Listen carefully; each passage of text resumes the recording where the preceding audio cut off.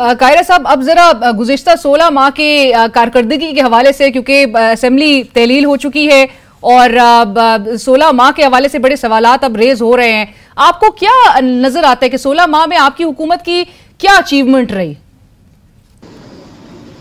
हमने ये फैसला करने के लिए जरूरी होगा कि हम 16 माह पहले जब आए थे तो उस वक्त के पाकिस्तान को देखें कि पाकिस्तान के खारजा ताल्लुकात कहाँ खड़े थे, ममालिक जो दोस्त ममालिक हैं वहाँ ताल्लुकात कहाँ खड़े थे, जो आलमी मालियाती इदारों के साथ ताल्लुकात हैं वो कहाँ खड़े थे, अपने हमसायों के साथ ताल्लुकात कैसे थे, इदारों के साथ ताल्लुकात कहाँ खड़े थे, पाकिस्तान के अंदर जो सूरत हाल है वो क्या थी, इकोनॉमी कहाँ जा रही थी, आलमी मंडी में बहरान हमारे दौर में और बढ़ गया। तो अगर हम उसको बेसलाइन बना के फिर तज्जिया करेंगे तो पाकिस्तान की हुकूमत को आज 16 माह के बाद हम आलमी तन्हाई से निकले हैं, पाकिस्तान के दोस्त हमारा साथ दे रहे हैं, हमारे कर्जे रोल हो गए हैं, आगे बढ़ा दिए गए हैं, स्पेस हमें दी गई है, दोस्त ममालिक हमारे साथ बेहतर रवैये के साथ चल रहे हैं, कोऑपरेशन में चल रहे हैं। ये बहुत बड़ी कामयाबियां हैं। महंगाई कम नहीं हो सकी, यस, लेकिन उसमें क्या हुकूमत के पास कोई ऐसा रास्ता था कि वो महंगाई कम करने के लिए और सब्सिडियां दे पाती? अगर कोई अमकान था, पॉसिबिलिटी थी कि ये फैसला हुकूमत ले सकती है और हुकूमत ने नहीं लिया तो फिर हम कसूरवार हैं। और अगर हमारे पास कंपल्शन थी आलमी मालियाती इदारों से किए गए मुआहदों की सूरत में और पहले से मौजूद सब्सिडियों की सूरत में कि हमारे पास कोई फिस्कल स्पेस नहीं है, तो अब हमने जो मुआहदे किए और जो ग्राउंड सिचुएशन है दोनों को सामने रखते हुए आपने वो फैसले करने हैं जिसके नतीजे में महंगाई हुई। मैं बहुत दफा पूछ बैठा हूं कि मुझे कोई साहब तजवीज कर दे कि ये हुकूमत ने ये 10 फैसले किए, 5 फैसले किए, 8 किए, जिसके नतीजे में महंगाई हुई, बेरोजगारी हुई, कर्जा बढ़ गया, फला हो गया। और अगर ये ना करते और ये फैसले उसकी जगह पे ये फैसले करते तो पाकिस्तान का कर्जा भी ना बढ़ता, पाकिस्तान में महंगाई भी ना होती, अशिया भी सर। लेकिन कायरा साहब, शाहिद खाकान अब्बासी से कता कलामी की माफी, लेकिन शाहिद खाकान अब्बासी साहब तो इस पार्लियामेंट को बदतरीन, पाकिस्तान की तारीख की बदतरीन पार्लियामेंट करार दे रहे हैं। वो कह रहे हैं अवाम ने कुछ पाया नहीं, सिर्फ खोया ही खोया है। अब बगैर पढ़े यहाँ पर बिल्स पास किए गए हैं। वो कह रहे हैं कि जी ऑपोजिशन के बगैर असेंबली चली है। सो इस किस्म की सिनारी, और जहां पर आपने बात की महंगाई की, तो 13.7% थी जब आप लोग ने टेक ओवर किया था और उस पर साबिक वजीर आजम अनपॉपुलर हो गए थे उस सूरत हाल में। अभी 29-30% के करीब आपकी इन्फ्लेशन है, महंगाई की शरह है। आपको लगता है आप मकबूल हो सकेंगे? महंगाई की तो मैंने खुद अर्ज किया कि ऐसा हुआ, लेकिन मैंने आपसे जो अर्ज किया आपने उसको बिल्कुल छोड़ दिया और फिर सवाल वही मुझ पे कर दिया आपने। मैंने अर्ज किया कि हमारे पास जो ऑप्शंस थे कि हम मजीद सब्सिडियां देते, आलमी मंडी से अशिया महंगी खरीद के यहां सस्ती देते, तेल महंगा लेते, गैस महंगी लेते, गंदम महंगी लेते, यहां सस्ती देते। क्या गवर्नमेंट के पास ये फिस्कल स्पेस थी? अगर आलमी मंडी में तेल की कीमतें, गैस की कीमतें महंगी हो गई, खाद की और गंदम की कीमतें महंगी हो गई, तो हुकूमत पाकिस्तान के पास क्या ऑप्शन था?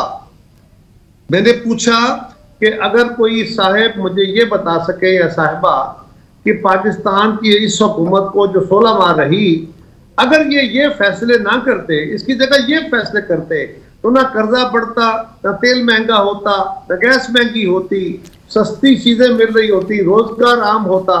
तो फिर हमें एक तो फैसला बता दें ना। बट सर, आपको लगता है कि आपका वोटर ये समझ सकेगा कायरा साहब, जिसको कहा गया था कि रिलीफ समझदार है जी, वो बहुत समझता है। और शाहिद खाकान अब्बासी साहब आजकल काफी अरसे से अपनी जमात की पॉलिसीज के साथ खुद डिफर कर रहे हैं, लिहाजा उनकी स्पीच तो खासी चीजों की गमाज थी और उनकी बहुत सारी चीजों ने बहरहाल उनमें दुरुस्त की भी थी, उनमें वो फैसले दुरुस्त भी, उन्होंने दुरुस्त ऑब्जर्वेशन भी दी। हमने कब कहा कि इस पार्लियामान ने कमाल कर दिए हैं? गलतियां सारे अल्लाह फैसले कर दिए हैं। कोई गलतियां देखते हैं, शॉर्टकमिंग्स थी इन 16 माह में? देखिए ना, असेंबली की मुद्दत 16 माह नहीं है, असेंबली की मुद्दत 5 साल है। बिल्कुल है, वो 5 साल का जिक्र कर रहे हैं, वो 16 माह का जिक्र नहीं कर रहे हैं। अच्छा, लेकिन चलिए अगर आप 15 साल का, मैं एक आखिरी सवाल आपसे करूंगी, बड़ा खुशाइन है कि डेमोक्रेटिक ट्रांजिशन जो एक तसलसल हमें जमहूरियत का नजर आ रहा है, लेकिन सर इसी में एक और चीज भी ऐसी है कि जिसमें किसी भी असेंबली में वजीर आजम अपनी मुद्दत नहीं मुकम्मल कर सके। आपने देखा इस असेंबली में भी एक मुंतखब वजीर आजम असेंबली से वो अपनी मुद्दत नहीं मुकम्मल कर सके। कितना परेशान कौन ये आपको लगता है कि ये एक एलिमेंट है? यकीनन है जी, असेंबलियां, चौथी असेंबली है जो अपनी मुद्दत पूरी कर रही है। वज़ीर आज़म या हुकूमतें अपनी मुद्दत पूरी नहीं कर सकी, अल्लाह करेगा वो भी होगा, लेकिन ये अक्सर जमहूरी ममालिक में ऐसा होता है कि मिड टर्म में हुकूमतें तब्दील हो जाती हैं, असेंबलियां चलती रहती हैं, हुकूमतें तब्दील हो जाती हैं। तो ये हमारे यहाँ एक अच्छा अमल शुरू हुआ है, बजाय इसके कि लोगों को हुकूमतों को घर भेज के नए इंतखाब मर्जी के हों, उसकी बजाय असेंबलियां मुद्दत पूरी करें, डेमोक्रेटिक कंटिन्यूएशन हो। लेकिन ये सियासी लोगों के लिए, सियासी जमातों के लिए, सियासत को मुस्तहकम करने के लिए जिम्मेदार इदारों के लिए, जो आप भी हैं, वॉचडॉग के लिए, हम सब के लिए ये लम्हा फिक्रिया है कि डेमोक्रेटिक कंटिन्यूएशन के बावजूद ये सीरियस सवाल है कि क्या आम आदमी की जिंदगी बेहतर हुई, क्या हमारी फैसला साजी ज्यादा बेहतर हुई, ट्रांसपेरेंट हुई, क्या हम असूल और जवाबत के बेहतर कारबंद हुए, या और समाज के अंदर क्या जमहूरी कदरें, इंसानी कदरें, मुआशी सियासी कदरें क्या बेहतर हुई या खराब हुई पिछले 20 सालों में?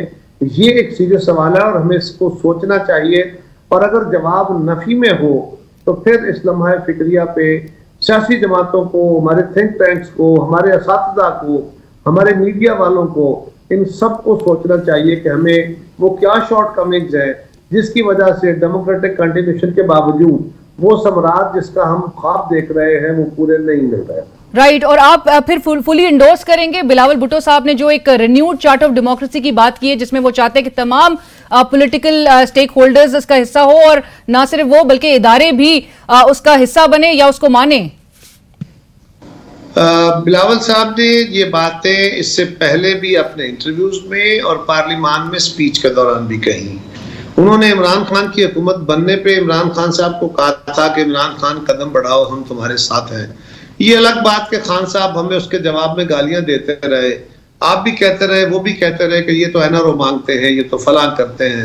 लेकिन बिलावल साहब ने अपनी जमात के और अपने तजर्बे से, उस जवान साली में उनका तजर्बा बड़ा माशाल्लाह बहुत अच्छा है, तो उन्होंने अपनी वालिदा मोहतरमा का जो फैसला था, उनका जो तर्ज अमल था, तरीकाकार था, उसके ऊपर चलने का अहद किया है।